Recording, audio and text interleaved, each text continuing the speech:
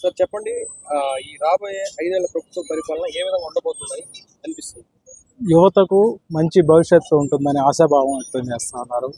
దానికి తగ్గట్టుగానే ప్రస్తుత ప్రభుత్వం అడుగులు ముందుకు వేస్తూ ప్రధానంగా యువతకు అవసరమైన డిఎస్సిని ఇవ్వడం జరిగింది.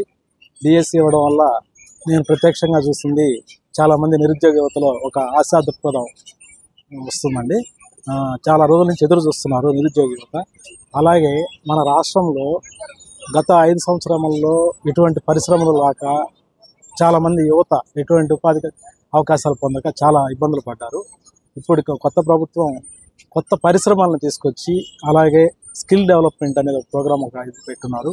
యువతలో ఉండే స్కిల్ని వెలికితీసి ఎవరికి ఎటువంటి ఉపాధి అవకాశాలు కల్పించాలో వెతికి పట్టుకొని మన అవసరాలను బట్టి పరిశ్రమలను తీసుకురావడం, ఉపాధిని కల్పించడం జరగద్దని ఆశిస్తున్నామండి.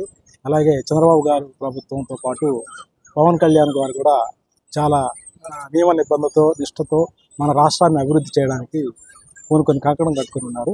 అలాగే ప్రమాణ స్వీకారం చేసిన మొదటి నుండే వీళ్ళు ఆ దిశగా అడుగులు వేస్తూ ఒకరోజు కూడా వేస్ట్ కాకుండా మన రాష్ట్రాభివృద్ధికి తోడ్పడుతున్నారు. యువత చాలా ఆశలు పెట్టుకుందండి ఈ ప్రభుత్వం మీద. ఈ ఆశలన్నీ ప్రభుత్వం నెరవేరుస్తుందని అందరూ ఆశిస్తున్నారు.